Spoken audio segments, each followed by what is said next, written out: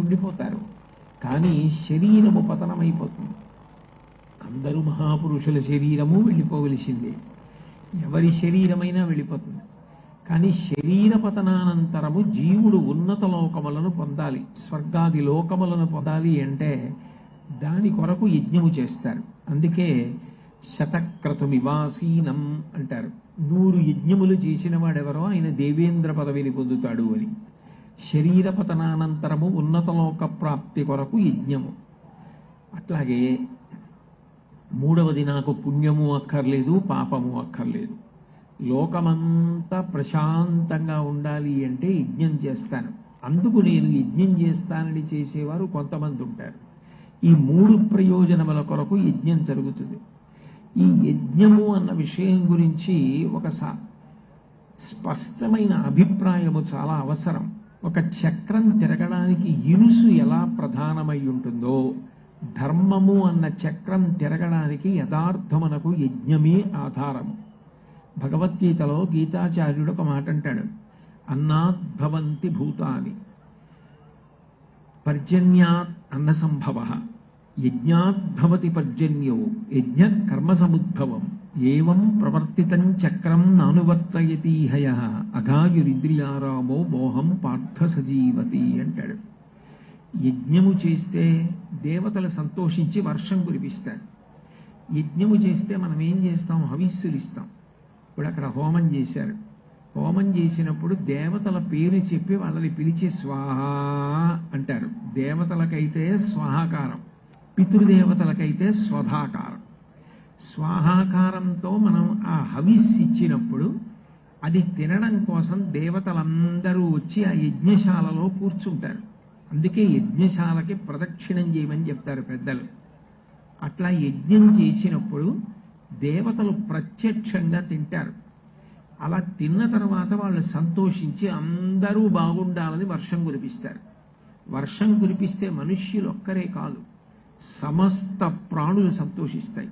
ఎందుచేతనంటే ఆ వాన పడిందనుకోండి, మఖము చేయ వజ్రి మది సంతసించును, వజ్రి సంతసింప వానకురియు, వానకురిసి గసవు వసుమతిపై పెరగు, గసవు మీసి దేను గణము బ్రతుకు. యజ్ఞం చేస్తే దేవతలు సంతోషించి వర్షం ఇస్తారు. వర్షం పడిందనుకోండి పంట పండుతుంది. పంట పండిందనుకోండి మనమే కాదు, సమస్త ప్రాణులు అన్నం తింటాయి, నీళ్లు తాగుతాయి, సంతోషంగా ఉంటాయి. అంటే అన్ని ప్రాణులు సంతోషంగా ఉండడానికి అవసరమైన వర్షం పడడానికి యజ్ఞం అత్యంత ప్రధానం. ఈ యజ్ఞమునకు సనాతన ధర్మంలో ఎనలేని ప్రాధాన్యత, అగ్ని ఆరాధన. అటువంటి యజ్ఞానికి మూల స్తంభం ఎవరు అంటే గోవు. అందుకే భీష్మాచార్యుల వారు మహాభారతంలో మాట్లాడుతూ యజ్ఞాంగం కదితాగావః యజ్ఞమేవ చ వాసవ ఏతాభిశ్చ వినా యజ్ఞ నవర్తేతు కథంచన అంటాడు. నిజానికి ఒక యజ్ఞం చేసి దేవతలను సంతోషపెట్టాలి అంటే ఆవు లేకుండా యజ్ఞం చెయ్యడం సాధ్యం కాదు. ఎందుచేతనంటే యజ్ఞం చెయ్యడానికి ఖచ్చితంగా ఉండవలసిన పదార్థం ఆవు నెయ్యి. మిగిలినది హవిస్సు మీరు వండవచ్చు. ఏదో మారేడు దళాలు రుద్రహోమం చేస్తూ వేస్తానంటే మారేడు దళాలు తెచ్చుకోవచ్చు. ఏదో లక్ష్మీ హోమం చేస్తూ తామర పువ్వులు తేనెలో ముంచి వేస్తానంటే తామర పువ్వులు తేనె తెచ్చుకోవచ్చు. ఇవన్నీ కాదు ప్రధానం. వీటన్నిటికన్నా అసలు ముందు హోమం చెయ్యాలి అంటే ప్రధానమైనది ఏది అంటే ఆవు నెయ్యి. ఆవు నెయ్యి తిన్నగా హోమంలో వెయ్యడమే కాదు, ఆవు నీతిని అభిగారం చేస్తారు.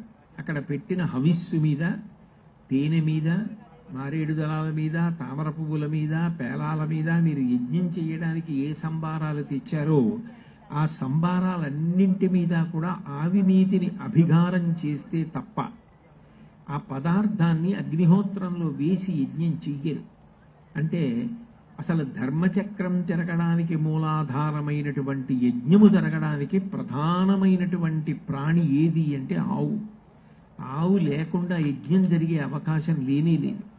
2, ఒక ప్రదేశం పవిత్రం కావాలి అంటే దానికి ఒకే ఒక్క ఆధారం ఏమిటంటే గోమయంతో అలకడం. మీరు అందుకే చూడండి, కల్పము అని ఒకటి ఉంటుంది. ఏది మనిష్టం వచ్చినట్టు మనం చేయడానికి అవకాశం ఉండదు.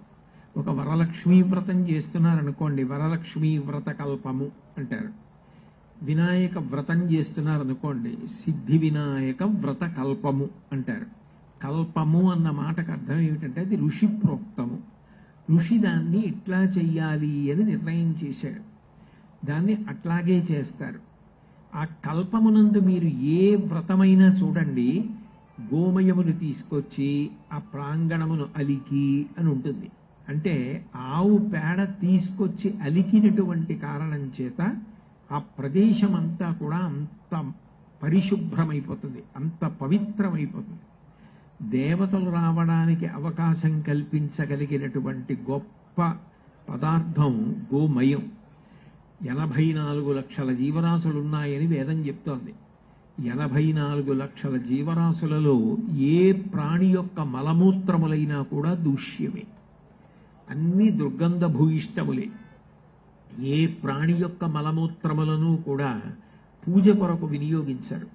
కానీ గోవు యొక్క పేడ, గోవు యొక్క మూత్రము, ఈ రెండు పరమ పవిత్రమైనటువంటి పదార్థములు. గోమయంతో పిడకలు చేసి హోమంలో వేస్తారు.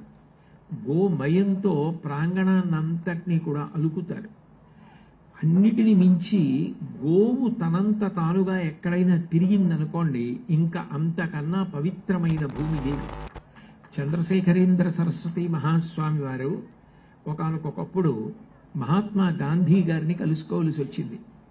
ఇద్దరూ ఎక్కడ కలుసుకుంటారు, ఎక్కడ మాట్లాడుకుంటారు అని చెప్పి అందరూ ఎదురు చూస్తున్నారు. గాంధీ గారు వచ్చిన తర్వాత చంద్రశేఖరేంద్ర సరస్వతి మహాస్వామి వారు ఆయన్ని తిన్నగా తీసుకెళ్లి గోశాలలో కూర్చోబెట్టి గోశాలలో గాంధీ గారితో మాట్లాడారు. అంటే గోవు అంత గొప్పది. గోవు తిరిగిన చోటు కన్నా పవిత్రమైన ప్రదేశము వేరొకటి ఉండదు. అందుకే కొంచెం సంప్రదాయము శాస్త్రము తెలిసున్నవారు గోవులు తిరిగిన ప్రదేశం ఎక్కడుంటుందో అక్కడ కూర్చుని జపం చేస్తారు, అక్కడ పూజ చేయడానికి ఇష్టపడతారు. అంటే గోవులు తిరిగిన ప్రదేశాన్ని గోష్ఠము అని పిలుస్తారు. గోవులు తిరగడం అంత గొప్ప విశేషం. అటువంటి గోవు ఎంత పవిత్రమైనది అంటే మీరు దాని అంగప్రత్యంగముల యందు ఆవహించి ఉన్న దేవతల యొక్క వరుస క్రమాన్ని చూస్తే దాని ముఖం దగ్గర నుంచి తోక భాగం వరకు, డెక్కల వరకు దేవతలందరూ గోవును ఆశ్రయించి ఉంటారు. అట్లా గోవుని ఆశ్రయించి ఉన్న కారణం చేత గోవు పట్ల మనం ఏది చేస్తున్నామో అది దేవతల యొక్క అనుగ్రహమునకు కారణమవుతుంది. గోవుకి అగ్నికి రెండిటికి వేదం భేదం చెప్పదు. గౌరువారగ్నిహోత్రం అంటుంది వేదం. అంటే గోవు అగ్ని అంటే మరి అగ్ని గోవు అవుతుందా? ఇది ఒకటే నేను అన్నాను అనుకోండి, అప్పుడు ఇది అయితే ఇది కూడా ఇది అవ్వాలిగా. మరి గోవు అగ్ని అయితే అగ్ని గోవు అవ్వాలిగా. అంటే గోవు అగ్ని ఒకటి అంటే దాని అర్థం ఏమిటంటే అగ్ని గోవు అవుతుందని కాదు. అగ్నిహోత్రమును ఆరాధన చేస్తే మీకు ఏ ఫలితం లభిస్తుందో గోవును ఆరాధన చేసిన వాడికి కూడా అదే ఫలితం వస్తుంది. ఇప్పుడు అగ్నిహోత్రం కనపడింది అనుకోండి, హోమాగ్ని కనపడింది, అక్కడ హోమగుండం ఉంది. హోమగుండం కనపడితే దానికి ప్రదక్షిణం చేయాలి, ప్రదక్షిణం చేసి వెళ్ళాలి. ప్రదక్షిణం అంటే దక్షిణం అంటే కుడి, ప్రదక్షిణం అంటే ఎప్పుడూ కుడి చేతి వైపుకి అది ఉండేటట్టుగా చూసుకోవడం. అగ్నిగుండం కుడి చేతి వైపే ఉండాలి అంటే దాని చుట్టూ తిరిగి రావాలి. మీరు ఇలా వెళ్ళి ఇలా వచ్చారనుకోండి, ఇటు వెళ్ళేటప్పుడు గుడి పక్కకు ఉంటుంది, ఇటు వచ్చేటప్పుడు ఎడం పక్కకు ఉంటుంది. చుట్టూ తిరిగారనుకోండి గుడి పక్కనే ఉంటుంది. అంటే విశేష గౌరవం చూపించారని గుర్తు.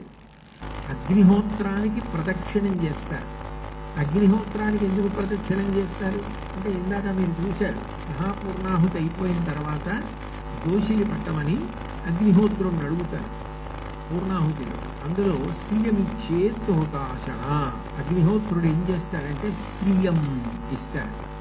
శ్రియం అంటే ఏది ప్రియం కానిదో అది శ్రియం. ప్రియం అంటే మనసులోంచి వస్తుంది, దానికి ధర్మంతో సంబంధం ఉండదు. ఇక్కడ నాకు బంగారం గొలుసు కనపడింది అనుకోండి, ఆ బంగారం గొలుసు తీసి జేబులో వేసుకోవాలనిపిస్తుంది. అలా అనిపిస్తే అది మనసుకి అంత పెద్ద విలువైన వస్తువు తీసి జేబులో వేసుకుందామనిపించడానికి కారణం బంగారమునందు ఉన్న ప్రీతి, ప్రియం. కానీ అది ధర్మము కాదు కదా, అది ఎవరి